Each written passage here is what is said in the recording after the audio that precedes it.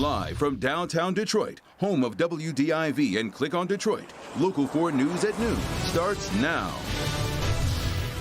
Making it official, the Electoral College meeting in all 50 states today to formally name Joe Biden the next president of the United States. We are live from the state capitol in Lansing, where the Michigan vote will take place. A light at the end of the pandemic tunnel. The critical mission to roll out the coronavirus vaccine begins. It's not just a vaccine, it's a shot of hope. The first American vaccinated in New York. Sandra, you didn't blink. New at noon, a comprehensive look at distribution plans here in Metro Detroit and across the nation. Thank you for joining us this noon. The developments surrounding the coronavirus vaccine do top our newscast. A critical care nurse in New York is among the first people in the United States to be vaccinated against COVID-19. Her name, Sandra Lindsay. She works at the Long Island Jewish Medical Center in Queens, and she got the shot this morning. Lindsay said it didn't feel any different than any other vaccine. The CDC recommends frontline healthcare workers like Lindsay and residents of long-term care facilities get the vaccine first. Closer to home, Wayne County health officials are meeting right now to discuss the COVID-19 vaccine rollout here. The county expects more than 19,000 doses of the vaccine to be delivered later this week. We're starting this Friday with our own vaccinators. So this is where our public health staff, those that are going to administer the vaccine, we will start with those. We also have reached out to the 1,300 EMS workers in the county. We gave them a survey that to tell us whether they want us to go vaccinate them or they want to take the supply and vaccinate themselves. As Wayne County prepares for more vaccines, hospitals across the state have also been preparing for the coronavirus vaccine to arrive, and frontline workers are now getting it.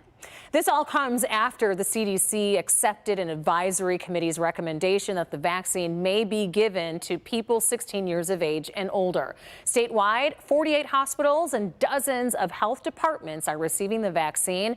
In Metro Detroit, that includes Ascension Hospital in Warren, 5 different Henry Ford Hospital locations, hospitals in the Beaumont Health System, and the Ann Arbor Veterans Hospital. It has been selected as one of 37 veterans sites to receive initial doses of the vaccine. Also in Ann Arbor, the University of Michigan Hospital is receiving the vaccine as well. This is video of the virals being arrived as they arrived to the facility this morning. And this is also where we find our Sean Lay this noon. So what are you learning about the rollout there? Those first doses arriving at Michigan Medicine early this morning. We all watched live on TV. Doses came in as we catch the microphone. Right now, we just stepped out of the VA here, not far from Michigan Medicine, University of Michigan Hospital, where we talked to leaders here about their doses arriving in just a short time. So we have 2 situations here where vaccines are either on the way or have arrived. We'll get to that UPS delivery woman. She received a round of applause as she delivered that first batch of coronavirus vaccine to Michigan Medicine, the University of Michigan Hospital. That happened about mid-morning today. That's 11 months after the earliest recorded case of coronavirus in the U.S. We are going fast here, folks. Medical workers, they are preparing to give the first doses of the Pfizer BioNTech COVID-19 vaccine today. Later this afternoon to frontline workers at Michigan Medicine. Michigan Medicine telling us they received just under 2,000 doses. Back here at the VA, leaders here say this certainly is a major turning point in the pandemic. The last 3-4 weeks, we were all feeling like this is going to happen. And this really is a big deal for us. And I think we're all hoping the same thing, that this is the beginning of the end to this pandemic. So back here live at the VA, those doses are on the way here, and then their frontline workers here at the VA that have been on those front lines helping our veterans, they will get those first initial doses. Then high-risk veterans are next. And Rhonda, we're headed back over to Michigan Medicine, hopefully to talk to some people who are going to receive the vaccine or have already received the vaccine. That'll happen a little later today. We're live in Ann Arbor. Sean Lay, Local 4, back to you. Yes, hoping it's the beginning of the end of the pandemic. Exactly right. That's what we're all hoping. All right, Sean, thank you. Nationally, doses of Pfizer's COVID-19 are traveling to locations all across the country. And as Jay Gray reports, distribution of the vaccine will be the largest vaccination effort in United States history. A frontline worker in New York, the first to get the shot there, the beginning of a massive vaccination effort across the country. The main lobby at Rush University Hospital is now a vaccination center. We can vaccinate anywhere from 1,000 to flex up to vaccinate even 1,500 or more healthcare workers in those large-scale vaccination days.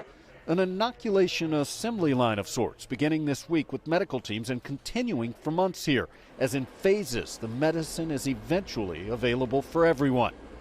Late February, in the March time period, I think you'll start seeing much more like a flu vaccination campaign, people going into their Kroger, their CVS, their Walgreens, Walmart.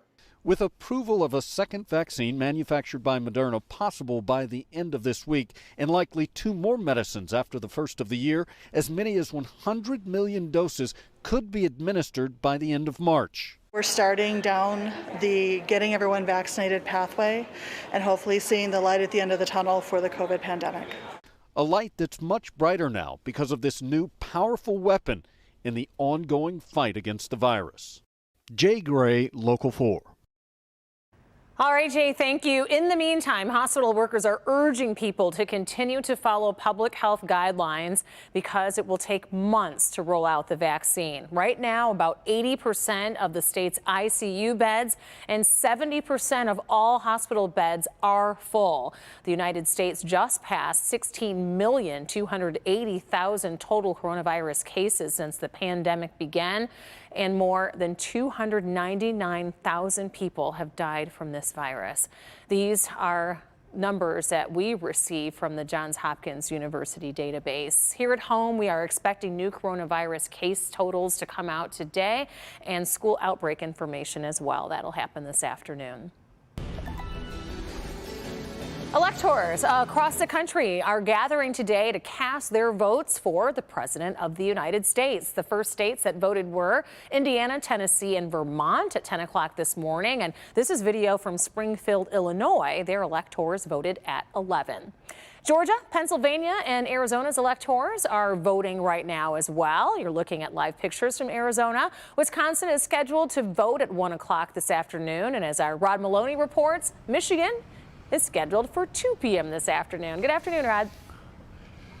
Good afternoon, Rhonda. We're out here at the state capitol, and just a couple of minutes ago, we saw a couple of electors get walked into the capitol with a police escort, and we've been told by the state police that there have been a number of requests for that. Now, behind me, you might be able to see some protesters here. The protesters arrived here about maybe the last half hour or so, concerned about the way the election went. We've got some pictures of them, and there's considerable security out here. The Michigan State Police are here in large numbers, and numbers that we don't normally see on any other day, but this is obviously a very special day. But there is one Republican legislator who got himself into some serious trouble here today. It's Representative Gary Eisen from the east side, the 81st District. And he went on the radio in Port Huron this morning and said some things, and was asked specifically if today was going to be a safe day in Lansing. Could he guarantee that? And his answer was no. And he's saying that they want to throw what's called a last-ditch Hail Mary pass to try and prevent the electors from electing Joe Biden. That got him in the hot water with the Speaker of the House and the incoming Speaker of the House. They put out a statement saying, "We as elected officials must be clear that violence has no place in our democratic process. We must be held to a higher standard." Because of that, Representative Eisen has been removed from his committee assignments for the rest of the term, end quote. And so that's the same thing that they did to a Democratic representative from Detroit just last week.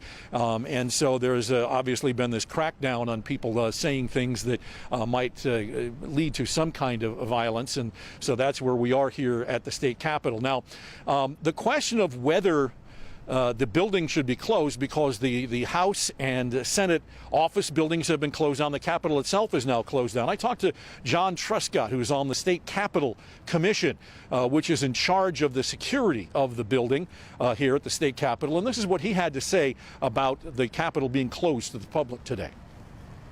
The electors' meeting is not subject to the Open Meetings Act or any of the laws that govern the legislature. So we just made a decision, let's remain closed. At the time, there was absolutely nothing, no intel. We were talking with state police. There were no concerns at all when we were talking about this last week. Over the weekend, some vague threats did come in. Now, the Michigan State Police are saying those vague threats were not direct threats here to the state capitol. It was threats in other states that caused the problem. And so a little bit of an edge here at noontime here at the state capitol. But we're here watching, and we'll be talking to some of these protesters, see what it is that they hope to gain from today. And we're also going to be covering the electors doing their business starting at 2 o'clock today. So reporting live from Lansing, Rod Maloney, Local 4. All right, Rod, thank you. Again, the Electoral College will vote to elect Joe Biden as president here in Michigan at 2 o'clock this afternoon, and it will be live streamed right here on clickondetroit.com if you would like to watch it. And new at noon, federal prosecutors are set to announce a settlement with the UAW in the wake of the ongoing corruption scandal. The agreement is expected to include an independent monitor and a change in the way union officials are elected. An investigation into corruption in its upper ranks has led to 11 convictions, including that of 2 former presidents. The civil settlement is likely to include an independent monitor to watch the union's finances. Detroit-based TCF Bank will merge with Huntington's Bank shares. The $22 billion all-stock merger will create one of the largest regional banks in the United States. Once the merger is complete, the TCF name will disappear and be replaced with the Huntington name. Still to come, it's been 8 years since the tragedy at Sandy Hook Elementary School. How the community there is honoring the lives taken too soon. And let's get over to Paul, talk about our forecast for this afternoon. Yeah, hey, Rhonda, we have a lot of clouds around, although a few breaks have developed. And you know what? We are missing not one, but 2 big storms this week, big winter-type storms. So we'll talk about that. Plus, I have something to show you on satellite that's one of the coolest things I have ever shown you. That's coming up.